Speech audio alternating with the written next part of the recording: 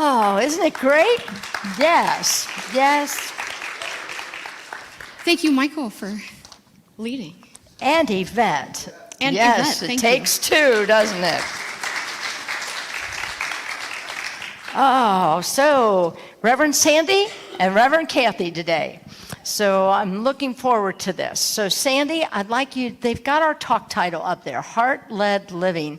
Your meditation was perfect lead-in to this talk. So if you want to give us a start here, that would be great. Yes, I would like to start us on our journey through heart-led living with a really beautiful story that really illustrates for me what it means to be heart-led. And it's about a traveler and his dog. And there's a traveler walking down an old country road, and his dog is by his side, when suddenly he realizes he's dead. And the dog that's walking with him has passed many, many years ago. And he continues his walking, although he's wondering where this road is leading them. And after a while, he comes to this high stone wall, this bright, brilliant white, beautiful wall. And on the other side, it becomes marble. And then at the top of the hill, there's a beautiful gate. It's brass and gold, and the roads are gold, and he feels led to go up there, and he gets to the gate, and he sees a man at the desk there at the gate, and he's close enough. He says, "Excuse me, where are we exactly?" And he says, "This is heaven." And the man answers, "Wow, might you have some water? We've been walking a really long time." And the man says, "Sure, just inside the gate." And he opens the gate and he goes in and he says, "But your dog, I'm sorry, cannot come with you. We do not accept pets here." And so the man stops and he pauses for a minute. Then he looks down at the dog, who's looking back up at him with those big doggy eyes. And he thinks for a second, and he turns around and he continues down the road, and the dog follows at his side. He walks again for a while, and he goes up another really big hill. And at the top of this dirt road, there is a gate, but no fence. It's just like a gate, and it's open, and there's no fence. And it's kind of rusty and crickety, and it looks like it's never been closed. It's kind of rusted into position that way. And there's a man on a tree just inside the gate, is leaning there, reading a book. And he says, "Excuse me, is there any water here? We've been walking a long time." And the man says, "Yes, just inside the gate here, there's a pump." And he says, "How about my little friend here?" He's like, "Oh yeah, there's a bowl right next to the pump. Come right in." So they go in, and it's an old-fashioned pump, and he fills it for the dog, and he gets a drink for himself, and he goes back to the man. He says, "So what is this place exactly?" And the man says, "This is heaven." And he's like, "Well, that's really confusing, because there's a guy down the street, and I went in there, and he said that was heaven." And he says, "Oh, nope, that's hell." And he says, "Wait, this doesn't make sense at all." He says, "Well, I can see how you would think that. But you see, we're just happy that they screen. This screening process screens out folks who would leave their best friends behind." And it is by no mistake that dog is God backwards. It's a good one, Sandy. So, to me, this man is the epitome of of heart-led living. The self, that capital S self, living from the Christ within is what we would call it in unity, is leading with the true spiritual heart. And to me, if we look at this figure here, leading from the heart inspires innovation and growth. What we're really doing is three things here. First of all, the man listened. Did you see how he stopped and he paused and he listened to how he was feeling in here? And he looked down at the dog for spiritual guidance, because remember, the dog is God. So he's listening, stop and listening to how he feels and his spiritual guidance. Then he's thinking, what are my values and my principles? Like, we have these unity principles. I value the connection with my companion. And I value this animal as a being. And somehow this isn't matching my value. It's not leading me to my value to go into a place, even though I think I've been told this is where I'm supposed to be. Have you ever been in that position where the world has told you this is the way it's supposed to be, this is the thing you're supposed to do, but somehow there's a discrepancy? And he stops and then he thinks. So he connects that heart space into the thinking of his values. So he lets his heart weigh in. He lets his logic weigh in. And he realizes, no, this is not the place to be. And he moves on and finds the real place. And that shows a compassion that he had for both himself and the dog, this empathy that he had, and this allowing spirit, allowing God to be a part of this process, as dog spelled backwards, God, is a part of the whole thing. It's a lot, and it's a way of life, it's a process. And so I thought it needed a name. And so I don't know, I didn't find it anywhere. I just had heard some people who were really into the heart-led leading for business, like Brene Brown, and I'm like, well, this is heart-led living. Yes, that's where we're going. Remember, several months ago, I did a talk on IQ, EQ, and SQ, and that the world and corporate is moving not so much on intelligence, not so much on the emotional and intelligence, but they're really finding the power in spiritual intelligence. And I think that's what you're talking about here, too.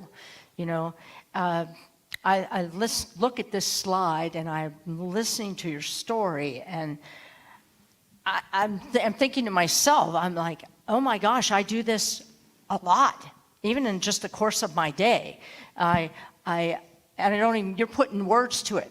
I didn't realize how much I'm a heart-driven person, so I go to my heart, and then I know now, and I've known for quite a few years, especially since I really get these unity principles, that it is not just driving my decisions from here, but I've got to check in with my mental nature as well. Now, I'm going to tell you, I was in business for 30 years.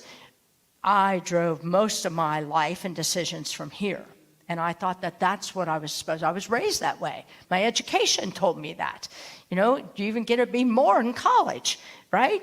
Got to go from your intelligence. And what I've learned here is the power of you. It takes both. It takes both. I think about, there are people that I know in my life just in the last week or two that have struggled with their emotional part being tugged by family members, wanting to help make their decision as they age, and wanting to help make decisions in their living arrangements or their work arrangements, or you're getting older now, many of us start to hear that. And so it tugs at the emotional piece in them. Like, oh, maybe they're right. Have you ever felt that way? On anything, not just on an age thing, but questioning yourself. Oh, maybe they're right. And then, just like the dog, right? The man with the dog. Oh, maybe I'm supposed to go. But no, I can't take this with me. I can't take that heart with me, right? And then watching them move into, as I'm telling you, people that I've known over the last week or so, moving into checking in here with their values and their principles and what their well-meaning family members were saying. They cared about them. But you need to check in with your own values and your own principles to make sure that it matches with this. This is this integration thing I show you a lot. I say, go, right? And what Sandy's meditation was all about. We're learning how important it is to go from the feet into the heart, into the brain, back to the heart, until you know that you've made clear, best decisions for yourself. So it's a true integration, and I call this bottom-up, inside-out thinking. And it's perfectly fine. There's a lot of people who would connect from the head to the heart first. And the reason why I've started doing it backwards is because, number one, I can feel truly rooted in my feet and grounded in the present moment. And without being in the present moment, I feel like my heart just, like my emotions will get away from me and my head just starts spinning. And then all these thoughts come in and then I never even get to the integration part because I'm so stuck in my thinking and it's just like a hamster on a wheel. And what I've found is if I can get truly rooted and grounded in a way where I'm not leaving anything out, I'm not trying to push my emotions away, I'm not trying to get rid of anything, I'm not trying to control my breathing, I'm just being really present to what is, that I can truly connect up. And I feel like it's an emotional regulation that I feel in my nervous system that allows me to be more present. And I feel like this next slide kind of helps explain what I've experienced. And it's a quote by David Simon, who is an author that I had never even heard of when I found this quote. It says, "Only the human heart can live in present moment awareness. The human mind cannot, because its essential nature is to ponder the past and plan the future. This is why all wise beings encourage us to go beyond the mind into the timeless, boundless transcendence of heart-centered awareness." Would you mind repeating the right there? The human mind cannot live in the present moment, right? Because its essential nature is to ponder the past and plan the future. Wow, that's what you're into, and it's there for a reason. It's not a bad thing, right? And we're not leaving out divine mind, No. which does not live in that space. And I don't know how easy it is for you to connect with divine mind. For me, I've been doing this a long time, and I find it a challenge because I have all this other stuff like floating around everywhere. And so I just feel like coming at it in a different direction has made a huge difference to me. And so it's this practice of first listening to our emotions, me listening to my emotions and my spiritual intellect at the same time. It's kind of like we have a heart, like a human heart, a spiritual heart, just like we have that little S self and the big S self, that spiritual nature and that human nature. And all I know is when I do this, it makes more sense. So the big thing for me this week, Reverend Kathy talking about people making choices and their parents, and my parents are in their mid-80s. Right. And this week, my mom was determined in her mid-80s to climb on the ladder on the roof to fix a gutter.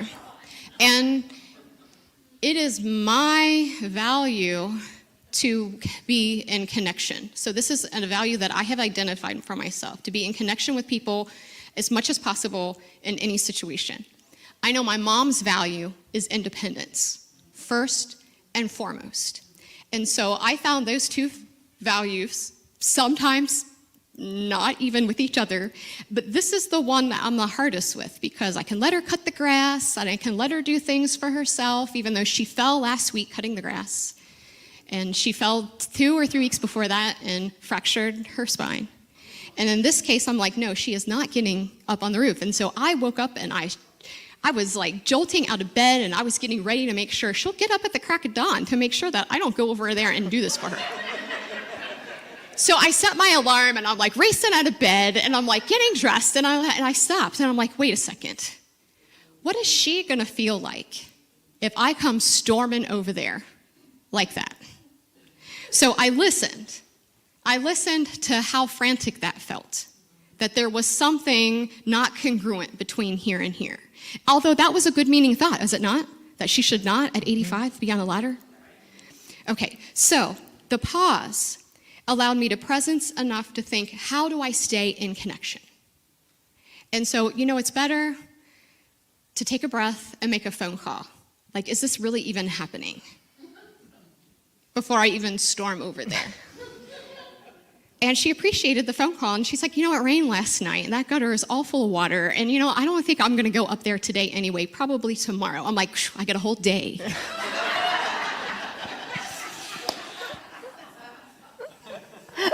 But sometimes that's all you need is a little space between your challenge and your navigating the challenge. Did you have something to add to that, Reverend Kathy? Ooh, there's a lot to this.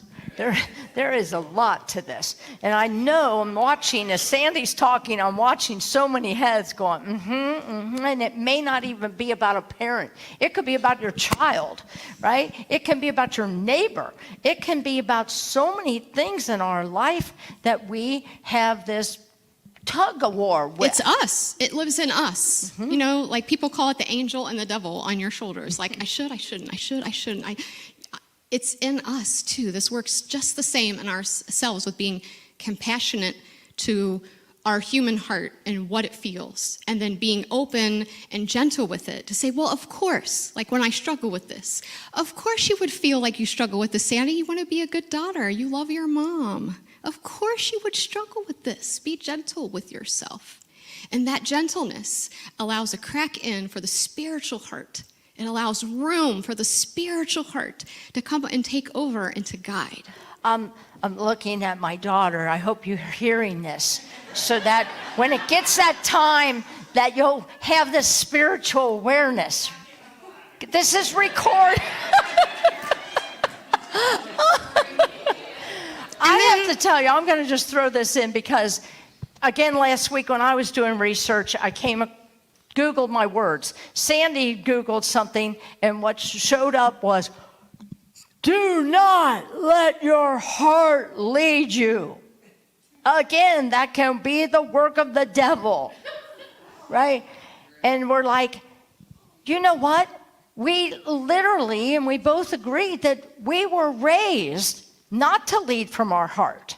And even without hearing the words, that's the devil, it was, you're supposed to rely on this to get you through life.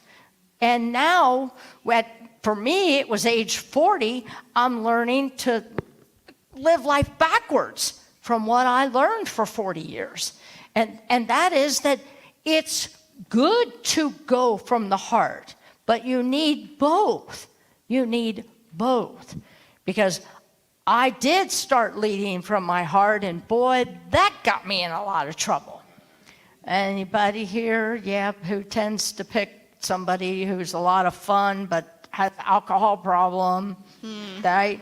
So I was leading with my heart and wasn't checking in with both. Yeah, when we check in with both, I feel like that spiritual heart has space to come out, and that human heart, it's not like it goes away. It gets integrated in so that we can be gentle and kind. And there's wounds there a lot of times from our childhood, from our past relationships that make these things so, that make us want things like that. And then opening that space to be gentle with those things that we hold in our heart that aren't so good, aren't so soft, aren't so comfortable to be sitting in. Frankly, they can be uncomfortable. Opening that space to be gentle with them allows for that spiritual heart to heal. It comes in, it opens, and it heals. And the way that I do that is just ask myself, what would I say to my best friend if they had that feeling, if they had that thought? And then I give that same advice to myself. And it took me a while to be able to take the advice. And sometimes I still don't do very good with it. And I keep coming back to it because it works. That's a big, Sandy, because I think what I'm coming to when you're talking on this one is that, some people call it a shadow side, looking at our shadow side. And there's a fine line here where we can use some of this and bypass compassion and empathy.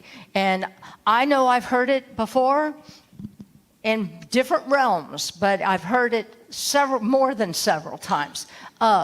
There's this bypass of, well, whatever you're dealing with, you brought it to your consciousness, or someday you will get evolved enough to understand. And that's not compassion. Would you say that to your little girl or little boy self? Would you say that to a child? Well, you brought this argument, you brought this problem at school to yourself. Do you come to a child with compassion? And that's what I think Sandy's talking about, is that we've got to treat ourselves with empathy and compassion, as well as others. But how can I do that for you if I'm not compassionate with myself? And when I did that, what I noticed right away, this is not the end of my story. When I did that, what I noticed right away is that value came back to me. Okay, connection. I couldn't see, and all I could do was feel, and I was anxious. Then suddenly, my biggest value is staying connected with my mom, and that's why, I had called her. And at the time, I was able to use my principles in the same way, because staying true to our values and principles for me is part of heart-led living. So I can also come back to my unity principle, and I did. And I thought, God is greater than this. Like before I made that phone call, I told you I sat and I paused. And I got to the place that said, God is greater than this. And I am a part of that, which means I can be compassionate and I can be connected to my mom, even though I don't know the words to say to keep her from getting defensive with me about this. I know that God is here working in the situation. I know God works through me. And so I'm going to take a breath and let this conversation unfold. And I know that this connection is going to happen because I value it, and I'm putting it right there in the front of my intention, and I'm allowing the presence to be with me. And you'll never guess what actually happened. It's kind of like morning class today. We talked about synchronicity. You didn't tell me about this. I didn't tell you about this. I hung up the phone. I felt really good about the conversation. I got another day to try to figure it out. And then all of a sudden, I'm looking at my phone, and my Life 360, my husband just left the house. I'm like, he didn't tell me he was going anywhere. I thought, what do I rush to? Oh my gosh, I didn't connect with him this morning. I was up here working, and I didn't even say hi. Did he just go and leave and didn't even tell me where he was going? I watched Life 360. Guess where he's going? To your mom's? I hadn't said a word about this to him.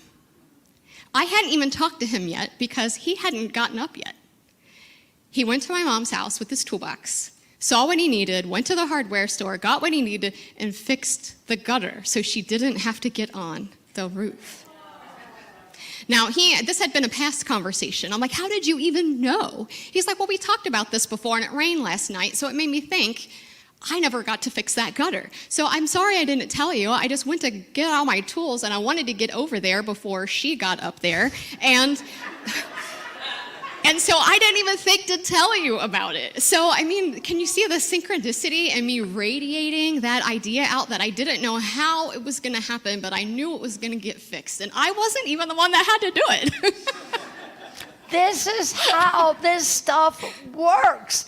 And I can't explain it other than through our lives that it works. And I can look at so many of you because I've been here so long that I know your life stories, and you're living this. You're living this. So what? I got a diagnosis. We sang this song this morning, and if the mountains crumble, I'm still going to be okay. And if the sky should fall, I'm still going to be okay. Why?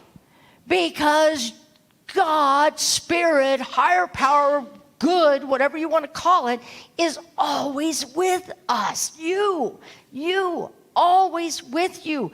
There is, be not afraid. Right? I go before you always. This is not just a bunch of words. This is powerful stuff when you can own it. That there is, so what? That doctor says this. So what? My neighbor says this. So what? My son says this. So what? I love those two words. So what? Sorry, Sandy. That's okay. But this is also, Jesus good. did So this. good. Martin Luther King did this. Gandhi did this. Lived what we're talking about today. It allows the compassion and empathy to naturally arise when we're in a grounded space, when we're in a regulated space. We can allow all those tools that we're learning to work in our lives. Can we see the next slide, please? This is what Gary Zukav says. He says, you cannot find your soul with your mind. You must use your heart. You must know what you are feeling. If you don't know what you are feeling, you will create unconsciously. If you are unconscious of an aspect of yourself, if it operates outside of your field of awareness, that aspect has power over you. Oh, take a picture of that one.